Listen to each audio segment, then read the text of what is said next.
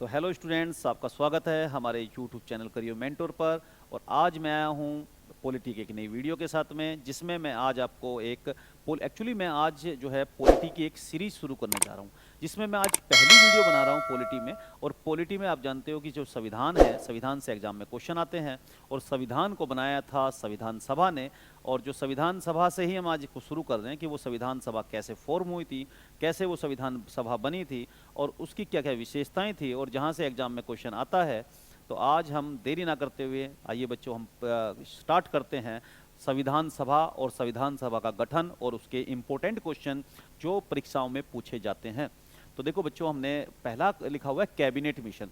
तो जो हमारी संविधान सभा है वो कैबिनेट मिशन की सिफारिश पर ही तो स्थापित हुई थी। संविधान सभा कैसे स्थापित हुई थी, किसकी सिफारिश पर स्थापित हुई थी? तो कैबिनेट मिशन की सिफारिश पर। कैबिनेट मिशन कब भारत में आया था? तो वो 1946 में। कैबिनेट मिशन 1946 में भारत आया, और उसके 3 मेंबर थे। कौन कौन से? Stafford Cripps, A B Alexander और पेंथिंग लॉरेंस। ठीक है, तो इन्होंने सिफारिश की और तब जाके हमारी संविधान सभा गठित हुई। और संविधान सभा, देखिए, कैबिनेट मिशन से मुस्लिम लीग ने मांग की थी कि हमारे लिए अलग से संविधान सभा होनी चाहिए, लेकिन कैबिनेट मिशन ने उस मांग को ठुकरा दिया था और उसके स्थान पर उसे भरोसा दिलाया था कि एक ऐसी संविधान सभा बनाई जाएगी जो आपको काफ़ी हद तक संतुष्ट करेगी। और फिर कैबिनेट मिशन ने ऐसी संविधान सभा बनाई जिसमें रिप्रेजेंटेशन मिला मुस्लिम लीग को भी, और मुस्लिम लीग उससे काफ़ी हद तक संतुष्ट हो गई। तो लिखा है कैबिनेट मिशन ने 2 संविधान की संविधान सभा का प्रस्ताव ठुकरा दिया था, लेकिन एक ऐसी संविधान सभा का बनाई गई जिसने मुस्लिम लीग को काफ़ी हद तक संतुष्ट किया। ठीक है, तो संविधान सभा बन जाती है। तो संविधान सभा गठित कब हुई? तो वो हुई थी, देखिए बनी कब थी? तो वो बनी थी जुलाई 1946 में। संविधान सभा कब बनी? ये संविधान सभा क्यों बनाई जा रही है? संविधान के निर्माण के लिए। ठीक है, तो जुलाई 1946 में संविधान सभा बनी थी। संविधान सभा का गठन हुआ था जुलाई 1946 में। ठीक है, जब संविधान सभा का गठन हुआ था उस समय उसमें कितने मेंबर थे? तो 389 मेंबर थे। तो उसमें कैसे? ब्रिटिश भारत से 292 मेंबर थे, कमिश्नरी क्षेत्रों से 4 मेंबर थे, और देसी रियासत से 93 मेंबर थे, और टोटल आप जोड़ोगे तो 389 हो जाएगा। 389 मेंबर थे। तो जब शुरुआत हुई थी तो 389 मेंबर थे। ठीक है, अब उसके बाद में क्या हुआ कि संविधान शुरुआत में 389 मेंबर थे, लेकिन उसी बीच फिर कुछ दिनों के बाद में देश आज़ाद हो गया, यानी भारतीय स्वतंत्रता अधिनियम आया, और उसके बाद में संविधान सभा के सदस्यों की संख्या घटी। तो कैसे घटी? देखिए, संविधान सभा में स्वतंत्रता अधिनियम द्वारा परिवर्तन आया है और 389 मेंबर की जगह अब मेंबर्स कम हो जाएंगे। जैसे कि आप जानते हो, ब्रिटिश भारत और कमिश्नरी क्षेत्र से 296 मेंबर थे, और ये घटकर फिर जो है जब देश आज़ाद हुआ, भारत और पाकिस्तान का बंटवारा हुआ, तो इन मेंबर्स की संख्या घटकर कितनी रह गई? तो इनकी मेंबर्स की संख्या रह गई 229। 296 से 229 रह गई। और जो देसी रियासत थी उसमें 93 मेंबर हुआ करते थे, और उनकी जो संख्या है वो घटकर रह गई 70। तो 229 प्लस 70 तो ये हो जाएगा कितना? 299। यानी जो टोटल मेंबर हो गए हैं तो वो 299 हो गए। कितने से? 389 से मेंबर 299 हो गए, क्योंकि देश आज़ादी के बाद में पार्टीशन हुआ, जिसमें कुछ मेंबर्स जो है वो पाकिस्तान चले गए, और कुछ तो उसमें जो इंडिया में यानी भारत में जो मेंबर्स की संख्या थी वो घट गई। तो कितने रह गए? 299। ठीक है, तो नेक्स्ट पढ़ते हैं बच्चों। देखिए, संविधान सभा की एक विशेषता ये थी कि संविधान सभा में जो मेंबर्स थे उनके किस राज्य से और किस केंद्र शासित प्रदेश से कितने मेंबर्स लिए जाएंगे ये डिपेंड करता था उनकी जनसंख्या पर। जिन राज्यों की जनसंख्या ज़्यादा थी या जिस कमिश्नरी की जनसंख्या ज़्यादा थी उससे अधिक लोगों को, अधिक सदस्यों को चुना गया, और जिसकी संख्या कम थी उससे कम लोगों को चुना गया। जैसे देखो लिखा है, हर प्रांत और देशी रियासत को संविधान सभा जनसंख्या के आधार पर प्रतिनिधित्व मिला था। प्रत्येक 10 लाख की आबादी पर एक सीट आरक्षित थी, यानी जो सीटें होंगी वो 10 लाख की आबादी पर एक सीट आवंटित की गई थी।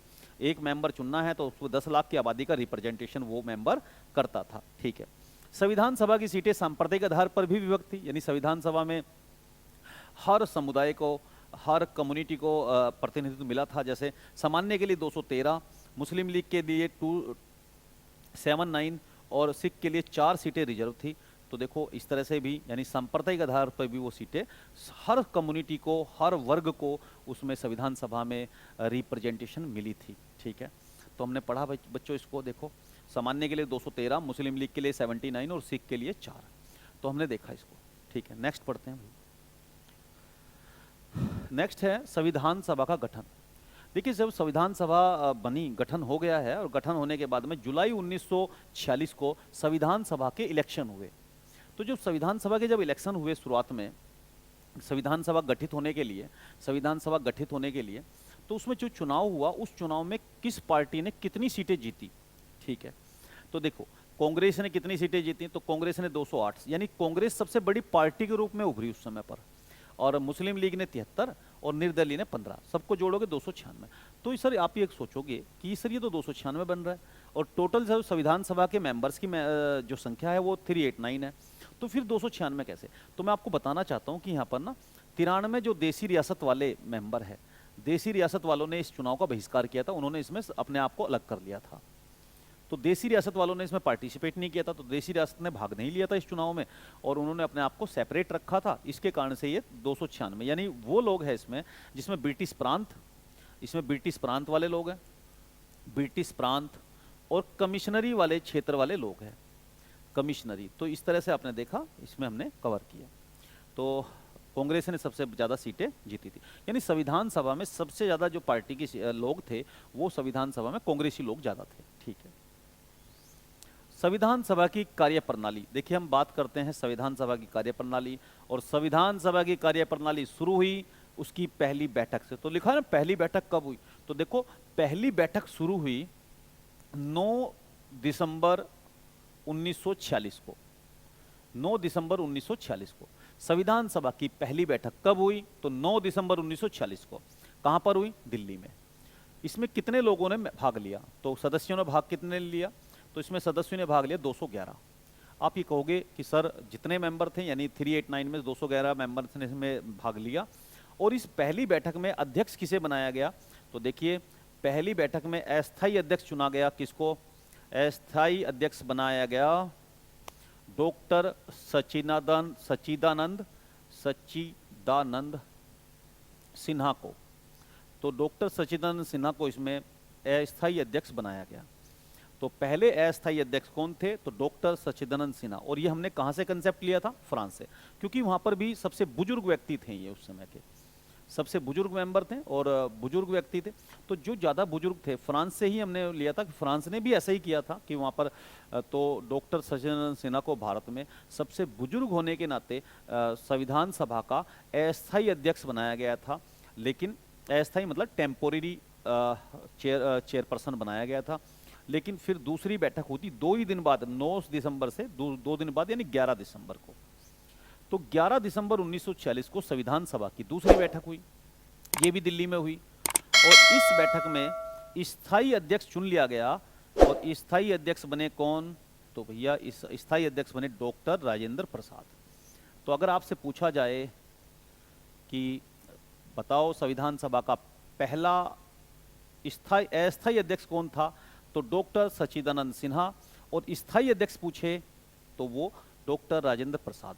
तो ठीक है, तो इनको मनोनीत किया था सच्चिदानंद सिन्हा को, और इनको निर्वाचित हुए थे राजेंद्र प्रसाद।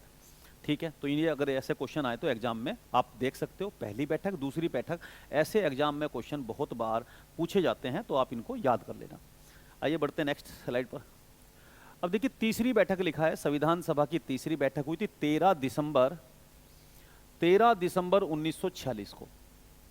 तो ये बैठक जो 13 दिसंबर को हुई थी, इस दिन जवाहरलाल नेहरू ने उद्देश्य प्रस्ताव संविधान सभा में रखा। उद्देश्य प्रस्ताव संविधान सभा में पेश किया।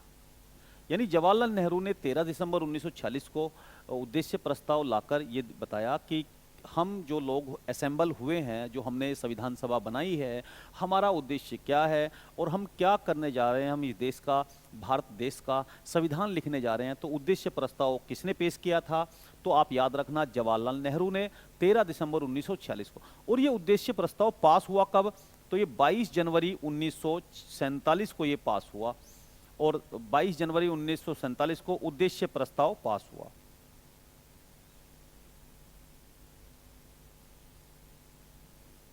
और उसी दिन 13 समितियां बनाई गई, 13 समितियों का गठन, यानी कुछ प्रमुख समितियां बनाई गई,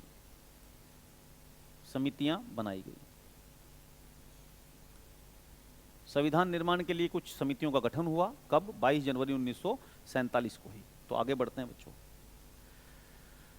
तो देखो लिखा हुआ है 22 जनवरी 1947 को उद्देश्य प्रस्ताव स्वीकृत हो गया और कुछ प्रमुख समितियों का गठन हो गया। तो ये हमने पढ़ा इस स्लाइड पर और हम नेक्स्ट स्लाइड पर पढ़ते हैं। तो वो कौन कौन सी समितियां बनाएगी? देखिए समितियां तो बहुत सारी बनी थी, लेकिन उसमें से 8 जो प्रमुख समितियां हैं उनका आपको याद कर लेना है, वो आपके परीक्षा के लिए उपयोगी है और वहां से एग्जाम में क्वेश्चन आता है। तो देखो कैसे 8 प्रमुख समितियां कौन सी है। तो पहली समिति मैंने लिखी है संघ संविधान समिति। देखो संघ संविधान समिति, तो संघ संविधान समिति के अध्यक्ष कौन थे?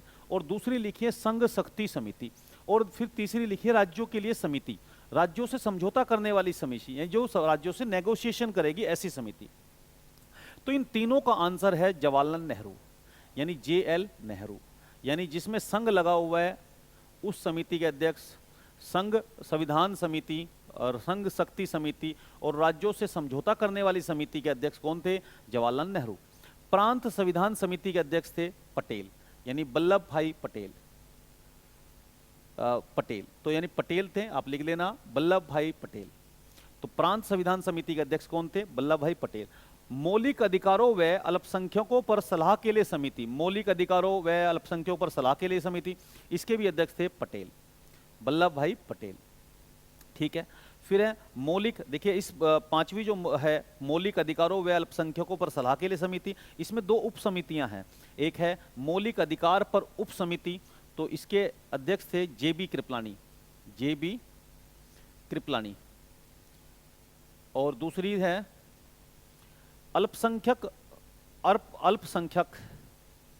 उप समिति, तो जो अल्पसंख्यक उप समिति है उसके अध्यक्ष थे SC मुखर्जी। उसके बाद बच्चों ये 6 नंबर लिखा हुआ है, तो संचालन समिति और प्रक्रिया नियमन समिति, इन दोनों के अध्यक्ष थे डॉक्टर राजेंद्र प्रसाद। तो डॉक्टर राजेंद्र प्रसाद, तो ये हमने आप नोट डाउन कर लेना। और तीसरी है बहुत ही इंपॉर्टेंट और वेरी वेरी इंपॉर्टेंट, सबसे महत्वपूर्ण और जो परीक्षा में बहुत बार आती है, तो उसके अध्यक्ष थे प्रारूप समिति। ठीक है, तो प्रारूप समिति को हम अलग से पढ़ लेंगे, अभी बता रहा हूं मैं आपको। और यह है राष्ट्रीय ध्वज समिति, कई बार एग्जाम में क्वेश्चन आता है, बहुत इंपॉर्टेंट है ये भी, और इसके अध्यक्ष थे डॉक्टर राजेंद्र प्रसाद। राष्ट्रीय ध्वज समिति, नेशनल फ्लैग समिति, राजेंद्र प्रसाद, डॉक्टर राजेंद्र प्रसाद थे, आप इसको भी नोट डाउन कर लें। अब बात करते हैं प्रारूप समिति। तो भाई प्रारूप समिति बची है और हम नेक्स्ट स्लाइड पर पढ़ते हैं क्योंकि यहाँ पर जगह नहीं रही है लिखने के लिए। तो देखिए प्रारूप समिति का से इंपॉर्टेंट क्वेश्चन आता है कि एक तो प्रारूप समिति को ड्राफ्ट कमेटी बोलते हैं और इसका स्थापना हुई थी 29 अगस्त 1947 को ये समिति बनी थी। इस समिति में इसके अध्यक्ष थे, ये बहुत बार बहुत important, very very important question है। इसके अध्यक्ष कौन थे? तो अध्यक्ष थे इसके डॉक्टर B.R. अम्बेडकर। इसके अध्यक्ष थे डॉक्टर B.R. अम्बेडकर जी। ठीक है, इसके अध्यक्ष थे और इसमें 7 मेंबर थे, 7 सदस्य थे इसमें। तो जो 7 सदस्य थे वो डॉक्टर B.R. अम्बेडकर यानी अध्यक्ष को मिलाकर थे। कौन कौन से मेंबर थे सर वो? तो देखिए N. गोपाल स्वामी, तो जो पहले मेंबर थे N. गोपाल स्वामी थे, N. गोपाल अयंगर पहले, और दूसरे जो मेंबर थे अल्लादी कृष्ण स्वामी अय्यर थे, अल्लादी कृष्ण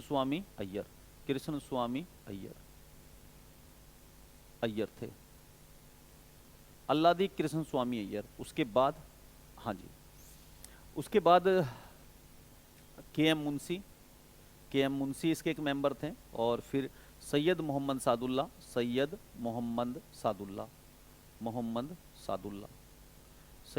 सादुल्ला भी इसके मेंबर थे। और उसके बाद BL मित्रा इसके मेंबर थे, और BL मित्रा का फिर जो स्वास्थ्य कारणों से इस्तीफा दे दिया था तो उनके स्थान पर इसके मेंबर बने थे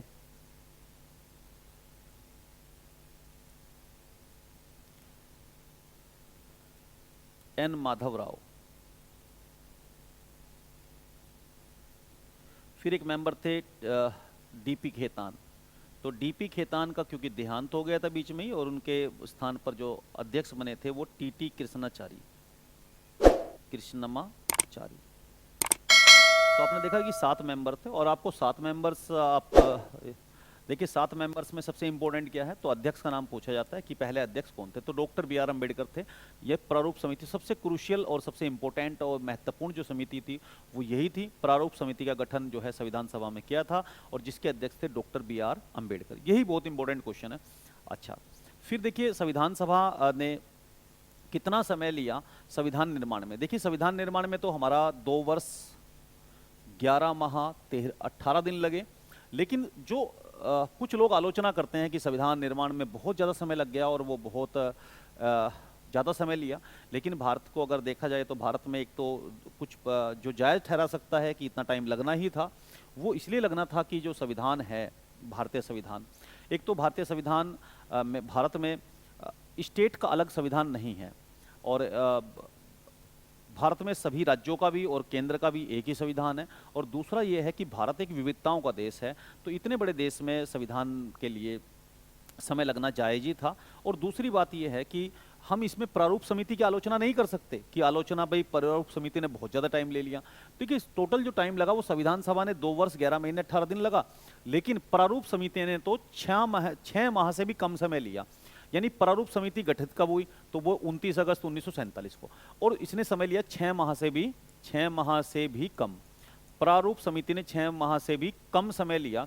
यानी पहला प्रारूप उसने कब तैयार कर दिया, तो देखो एक ड्राफ्ट, इसका काम था कि संविधान में जो विश्व के अलग अलग देशों के संविधानों को पढ़ना काम था, और उन पढ़ने के बाद उनका अवलोकन करना था, और फिर ड्राफ्ट तैयार करना था संविधान का।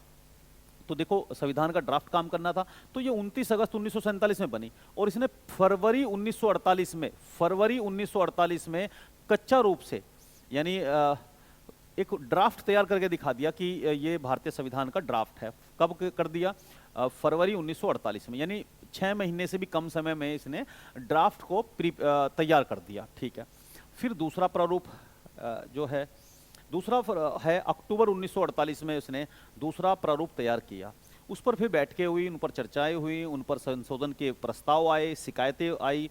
उसे देखने के बाद में यानी कुल जो है 114 बैठकें हुई। कुल कितनी बैठकें हुई, 114 बैठकें की प्रारूप समिति ने। और जो अंतिम प्रारूप है वो 4 नवंबर 1949 को उसने अंतिम प्रारूप पेश किया। तो बताइए प्रारूप समिति ने अंतिम प्रारूप कब पेश किया, तो 4 नवंबर 1949 को। तो ये हमने इस स्लाइड पर कवर किया है।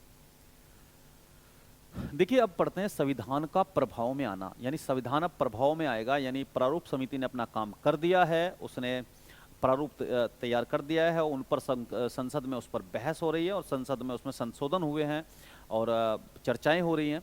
तो उसके बाद में देखिए पहला वाचन कब हुआ, यानी जब 4 नवंबर 1949 को 1948 को सॉरी यहाँ पर ठीक कर लेते हैं, तो अंतिम प्रारूप जो तैयार किया उसने वो 4 नवंबर 1948 को अंतिम प्रारूप पेश किया गया। ठीक है, इसके बाद बढ़ते हैं नेक्स्ट स्लाइड पर। देखो तो नेक्स्ट स्लाइड पर यह है कि अब संविधान सभा यानी प्रारूप समिति ने अपना काम कर दिया है, उसने प्रारूप तैयार कर दिया है, और अब काम रह गया है संविधान सभा का। और संविधान सभा में अब उस पर क्या हो रहे हैं, उस पर बहस हो रही है, उसका वाचन हो रहा है, और उसमें जो कुछ कमियां हैं, संशोधन है, वो संशोधन किए जा रहे हैं। तो देखो पहला वाचन कब हुआ भाई, 4 नवंबर 1948 को प्रारूप समिति ने अपना काम कर दिया, डॉक्टर बी आर अम्बेडकर ने प्रारूप पेश कर दिया है, और 4 नवंबर से लेकर 1948 से लेकर 9 नवंबर 1948 तक ये 5 दिन आम चर्चा हुई संविधान पर, उसके प्रारूप पर। उसके बाद क्या हुआ, फिर दूसरा वाचन हुआ, कब हुआ, 15 नवंबर 1948 से लेकर 17 अक्टूबर 1948 तक, तो इस अवधि में। ठीक है, और तीसरा हुआ 14 नवंबर 1949 को। ठीक है, तो नेक्स्ट हुआ 14 नवंबर 1949 को तीसरा वाचन होता है। तो इस अवधि में कुल कितने 7,653 संशोधन पर विचार आए, जिनमें से 2,473 पर सभा में चर्चा हुई। यानी इतने चेंज आए थे, इतने संशोधन किए गए थे उस समय पर भी संविधान संविधान संविधान संविधान में। ठीक है, तो आगे बढ़ते हैं बच्चों। अभी ये क्या हुआ, 26 नवंबर 1949 को संविधान बनकर तैयार हो गया, और जब तैयार हुआ तो संविधान सभा के जो उस समय सदस्य थे, जब संविधान बनकर तैयार हुआ तो हमारे जो सदस्य थे उस समय संविधान सभा में 299 थे, लेकिन हस्ताक्षर किए थे कितने ने, 284 ने। यानी क्वेश्चन अगर पूछा जाता है बताइए संविधान सभा पर कितने लोगों ने हस्ताक्षर किए थे, तो वो 284 लोगों ने हस्ताक्षर किए थे आउट ऑफ 299, यानी 299 में से 284 ने उस पर साइन किए थे। अब देखिए क्वेश्चन है संविधान निर्माण में कितना समय लगा, तो भैया समय लगा था संविधान निर्माण में 2 वर्ष 11 महीने और 18 दिन का, तो ये समय लगा था। ठीक है, अब देखिए संविधान सभा में कितना खर्चा आया था, खर्चा आया था लगभग 64 लाख, लगभग 64 लाख खर्चा आया था संविधान लिखने में उस समय। और संविधान सभा की अंतिम बैठक कब हुई थी, तो अंतिम बैठक हुई थी 24 जनवरी 1950 को। संविधान सभा की अंतिम बैठक कब हुई थी, 24 जनवरी 1950 को। बहुत इंपॉर्टेंट क्वेश्चन है ये भी। आइए अब हम चलते हैं नेक्स्ट स्लाइड पर और उस पर देखते हैं कि उस पर क्या क्वेश्चन है। तो देखिए संविधान जब बनकर तैयार हुआ, तो जब संविधान बनकर तैयार हुआ वो हुआ 26 नवंबर 1949 को। संविधान 26 नवंबर 1949 को बनकर तैयार हुआ, और इस तिथि को हम मनाते हैं संविधान दिवस। यानी संविधान दिवस कब मनाया जाता है, तो 26 नवंबर 1949 को संविधान दिवस के रूप में मनाया जाता है, क्योंकि उस दिन हमारा संविधान बनकर तैयार हुआ था। ठीक है, संविधान, मूल संविधान की अगर बात की जाए और वर्तमान में जो संविधान की बात की जाए, तो दोनों में हम आर्टिकल, भाग, संशोधन और अनुसूचियों की तुलना कर लेते हैं। तो देखिए कुल अनुच्छेद जब मूल संविधान था तो उसमें 395 अनुच्छेद थे, और भाग कितने थे, तो भाग थे हमारे 22। संविधान संशोधन बाद में होने शुरू हुए और अनुसूचियां थी हमारी 8। ठीक है, लेकिन जो आज संविधान है उसमें अनुच्छेदों की बात की जाए तो अनुच्छेद कितने हैं, 395 से बढ़कर आज अनुच्छेद हो गए हैं 470। क्यों, क्योंकि सर जो 395 आर्टिकल है ना, उन्हीं में ए बी सी ऐसे जुड़ता चला गया और ये 470 हो गए हैं आर्टिकल। आज आर्टिकल, अनुच्छेद मतलब आर्टिकल, आर्टिकल कितने हो गए हैं बताओ भारतीय संविधान में, तो आर्टिकल हो गए हैं 470। अब देखिए भाग का मतलब है पार्ट, और पार्ट में कितने, तो भाग जो पहले 22 थे और आज वो भाग जो है 25 हो गए। कैसे, वो भी ए बी सी जुड़ गए उनमें भी, जैसे 22 है तो जैसे आप देखते हैं 4 है तो 4A हो गया है। इस तरीके से मूल संविधान में भाग थे 22 और अब हो गए हैं 25। संविधान संशोधन जो है कुल मिलाकर अब जो है हमारे 105 संविधान संशोधन हो चुके हैं पास। संविधान संशोधन को बोलते हैं कॉन्स्टिट्यूशनल अमेंडमेंट। संविधान संशोधन कितने संशोधन हो चुके, 105। और लेकिन संसद में विलंबित चल रहे हैं कितने, 127। 127 में से 105 संविधान संशोधन अभी तक वर्तमान में हो चुके हैं। और अनुसूचियां कितनी हो गई है, तो 12 अनुसूचियां वर्तमान में 12 हो गई। जैसा आप जानते हो 8 अनुसूचियां हैं, तो 8 के बाद 9 कब जुड़ी, 10वीं कब जुड़ी, 11वीं जब कब जुड़ी और 12वीं, वहां से भी एग्जाम में क्वेश्चन आता है, तो मैं उसके लिए अलग से वीडियो में हम देखेंगे उसको। ठीक है, तो आज बढ़ते हैं भैया। अब देखिए ये बहुत इंपॉर्टेंट क्वेश्चन है और इनसे तो पेपर में एग्जाम में क्वेश्चन आता ही है। आप देखिए संवैधानिक सलाहकार कौन थे, यानी हमारे संविधान सभा के संवैधानिक सलाहकार कौन थे, तो उसका आंसर है BN रॉय। BN राव थे, तो ये याद कर लेना, BN राव। संविधान सभा के सचिव कौन था, तो HVR अयंगर। HVR अयंगर। संविधान सभा के सेक्रेटरी कौन थे, HVR अयंगर थे, तो ये इंपॉर्टेंट है। चीफ ड्राफ्टमैन कौन थे, तो ये थे SN Mukherjee. SN Mukherjee. Chief draftsman कौन थे संविधान सभा के, तो SN मुखर्जी थे, इंपॉर्टेंट है, याद कर लेना। देखिए संविधान सभा को किसने अपने हाथों से लिखा, यानी सुलेखक कौन थे, किसने सुलेख की थी भारतीय संविधान की, तो वो है प्रेम बिहारी नारायण राजदा। बिहारी नारायण राजदा राजदा। ठीक है, तो ये थे सुलेखक, यानी इन्होंने अपने हाथ से सुंदर सुंदर संविधान को लिखा था। संविधान सभा में कुल महिलाओं की सीटें कितनी थी, तो थी 15, और संविधान सभा में कुल SC सीटें कितनी थी, वो थी 33 थी। तो आपने देखा इस स्लाइड पर हमने, ये इंपॉर्टेंट क्वेश्चन है और ये पेपर में रिपीट होते हैं, तो इनको आप याद कर लेना। देखिए नेक्स्ट बढ़ते हैं हम फिर। अब देखिए लिखा हुआ है, ये भी बहुत इंपॉर्टेंट क्वेश्चन है, संविधान सभा द्वारा राष्ट्रीय ध्वज को कब अपनाया गया। बहुत इंपॉर्टेंट क्वेश्चन है, अक्सर हम देखते हैं पॉलिटी में क्वेश्चन आता है, संविधान राष्ट्रीय ध्वज अपनाया गया, कब अपनाया गया, तो लिखो आप 22 जुलाई 1947। राष्ट्रीय ध्वज को राष्ट्रीय ध्वज के रूप में कब अपनाया गया? अब देखिए, राष्ट्र नेशनल सिंबल्स की मैं अलग एक वीडियो बना दूंगा जिसमें मैं आपको पूरा डिटेल से करा दूंगा कि क्या क्या इंपॉर्टेंट क्वेश्चन इसमें से आते हैं। यानी राष्ट्र ध्वज उसका पहला कैसे तैयार हुआ था, कैसे वो सब कुछ उसमें डिटेल से कवर कर लेंगे। तो आज की इस वीडियो में बस मैं इतना ही बताऊंगा कि राष्ट्रीय ध्वज को अपनाया गया था 22 जुलाई 1947 में। अब राष्ट्रीय गान देखिए, राष्ट्रीय गान की अगर मैं बात करूं तो मैं नेशनल सिंबल की अलग से वीडियो बनाई दूंगा, जैसे मैं बोल चुका हूं। तो राष्ट्रीय गान जो है हमारा जनगण मन है, जन गण मन जो है हमारा राष्ट्रीय गान है। और जो गान है वो रविंद्रनाथ टैगोर ने लिखा है, और वो रविंद्रनाथ टैगोर ने जो लिखा है वो गीतांजलि नाम की किताब से लिया गया है, और इसे अपनाया था हमने 24 जनवरी 1950 को राष्ट्रीय गान के रूप में। ये हमारा क्या है? नेशनल एंथम है। क्या है हमारा? National anthem. एंथम तो नेशनल एंथम क्या है हमारा? ये 1950 में अपनाया गया था। यानी नेशनल एंथम है हमारा जनगण मन। किसने लिखा है? रविंद्रनाथ टैगोर ने। क्या है? गीतांजलि। और रविंद्रनाथ टैगोर ने बांग्लादेश का भी राष्ट्रगान लिखा है। यानी रविंद्रनाथ टैगोर एक ऐसे वर्सटाइल पर्सनैलिटी है जिन्होंने बहुत सारी चीज़ में टैलेंट उनके अंदर था। तो देखो, उन्होंने नेशनल एंथम लिखा है हमारा, और वो कब अपनाया हमने, कब एडॉप्ट किया भारतीय संविधान में से? 24 जनवरी 1950 को। अब राष्ट्रीय गीत की बात आती है। राष्ट्रीय गीत यानी नेशनल सॉन्ग। तो नेशनल जो सॉन्ग है हमारा वो है वंदे मातरम। वंदे मातरम। और जो मातरम है, और ये किसने लिखा है? तो बंकिम चंद्र चटर्जी ने। बंकिम चंद्र चटर्जी ने लिखा है। और किस किताब से है? तो आनंद मठ से। आनंद मठ से लिया गया है। यानी आप यहाँ लिख सकते हो आनंद मठ। तो बंकिम चंद्र चटर्जी की किताब है आनंद मठ। तो आनंद मठ से ही हमने इसको एडॉप्ट किया है। अब इसे कब राष्ट्रीय गीत नेशनल सॉन्ग के रूप में मान्यता मिली? तो वो 24 जनवरी 1950 को ही मिली सर। और 24 जनवरी 1950 की डेट इतनी महत्वपूर्ण है कि उसी दिन भारत के राजेंद्र प्रसाद को भारत के प्रथम राष्ट्रपति घोषित किया गया। कब किया गया? तो 24 जनवरी 1950 को ही डॉक्टर राजेंद्र प्रसाद को भारत का प्रथम राष्ट्रपति भी घोषित किया गया।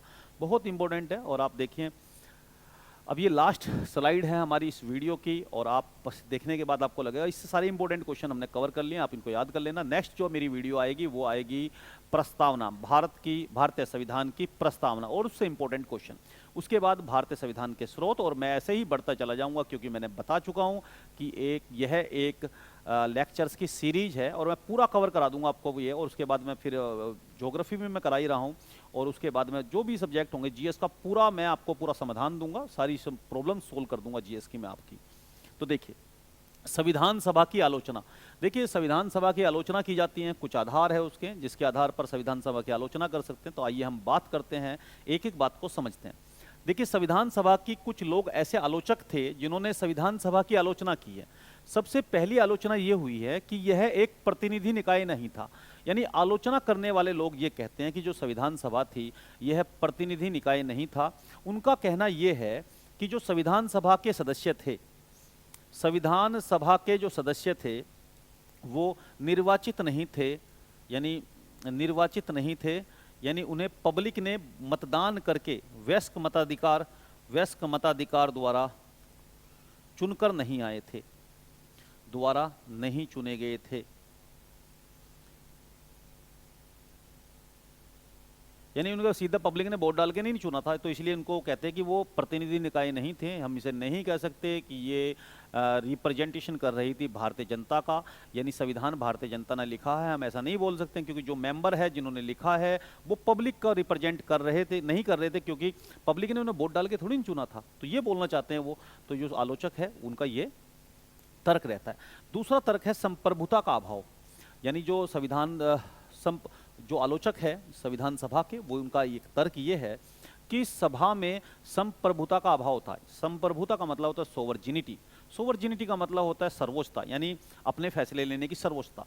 तो इसके अंदर जो संविधान सभा थी उनका मानना ये है कि इस संविधान सभा में सोवर्जिनिटी का अभाव था। यानी उनका ये कहना है, वो तर्क ये देते हैं कि संविधान सभा ब्रिटिश प्रस्ताव पर गठित हुई, ब्रिटिश प्रस्ताव पर ही तो यह सभा गठित हुई थी। और दूसरा, ये जो सभा थी अपनी बैठक करने से पहले भी अंग्रेजों से परमिशन लेनी पड़ती थी इसको। तो सभा को वो कहते हैं कि जब इस बैठक को, जब इस संविधान सभा को अपनी बैठकें करने से पहले अंग्रेजों से अनुमति लेनी पड़ती है, तो किस बात की संप्रभुता इसके अंदर है। यानी ये तो अंग्रेजों द्वारा ही बनाई गई है, इसके अपने कोई अपना मत, अपना कोई इसका विवेक नहीं है और इनकी कोई पावर नहीं है। तो बैठक से पहले अंग्रेजों से अनुमति लेते थे, अनुमति लेनी पड़ती थी। यानी ये भी उनका मानना ये भी है, ठीक है। फिर कुछ ऐसे मेंबर्स हुए हैं जिनका मानना है कि संविधान सभा को वो इस बात पर आलोचना करते हैं कि समय की बर्बादी है, संविधान सभा एक समय की बर्बादी है। क्यों? उन्होंने कहा कि संविधान सभा ने कितना समय लगा दिया संविधान लिखने में, 2 वर्ष 11 महीने और 18 दिन, बहुत टाइम लिया, 3 साल लगा दिए लगभग। तो उनका ये मानना है कि जो अमेरिका है वो तर्क देते हैं कि अमेरिका का संविधान केवल 4 महीने में लिखा गया, केवल 4 महीने। अमेरिका का संविधान कितने दिन में लिखा गया? 4 महीने में। और वो कहते हैं कि भारतीय संविधान में 2 साल 11 महीने 18 दिन लगा दिए। तो इस समय की बर्बादी है। एक मेंबर है निराजुद्दीन अहमद, निराजुद्दीन, और वो अहमद जो है वो ये बोलता है कि ये संविधान सभा नहीं, अपवहन समिति है। अपवहन समिति कहता है वो इसको, क्या बोलता है? अपवहन समिति। तो उसने एक नया नाम घड़ा है संविधान सभा का, अपवहन समिति। यानी समय की बर्बादी कर दी इसने, 2 साल 11 महीने 18 दिन, यानी 3 साल का टाइम ले लिया। और अमेरिका का संविधान केवल 4 महीने में ही लिखा गया। तो वो इस बात से आलोचना करता है। दूसरी आलोचना होती है कांग्रेस का प्रभुत्व। मतलब कुछ लोगों का यह भी मानना है कि देखिए कांग्रेस का प्रभुत्व, आलोचक ये भी कहते हैं कि ये कांग्रेस ही तो थी। आलोचकों का मानना है, जैसे ग्रेनविल ऑस्टिन, तो ग्रेनविल ऑस्टिन का ये कथन है कि संविधान सभा एक दलीय निकाय का उसका ये मानना है कि कांग्रेस का प्रभुत्व था, इसमें कांग्रेस का प्रभुत्व था। तो इसलिए भी इसकी आलोचना की जाती है कि एक दल, तो उस ग्रेनविल ऑस्टिन का एक कथन है, मैं यहां लिख देता हूं, एक दलीय देश का एक दलीय निकाय है। वो कहता है कि संविधान सभा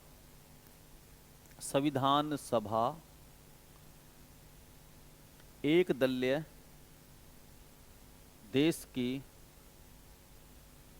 एक दलीय निकाय है।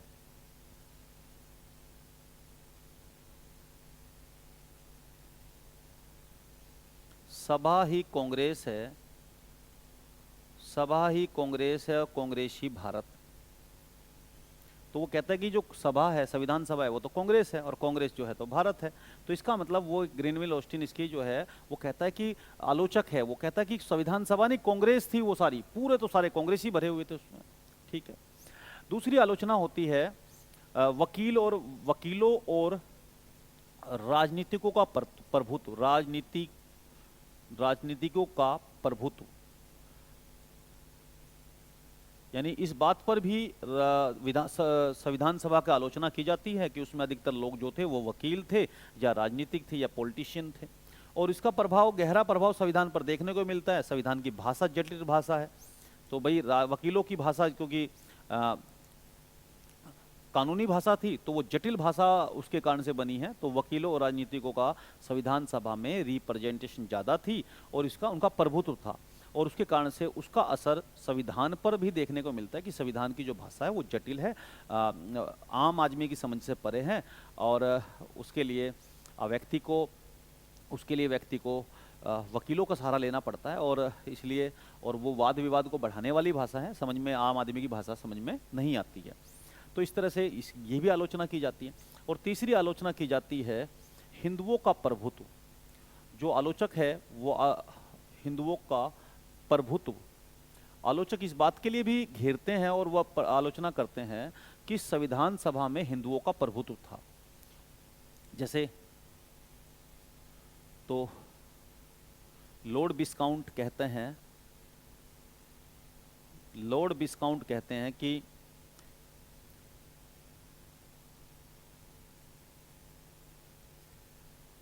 संविधान सभा में हिंदुओं का प्रभुत्व था। संविधान सभा में हिंदुओं का प्रभुत्व था।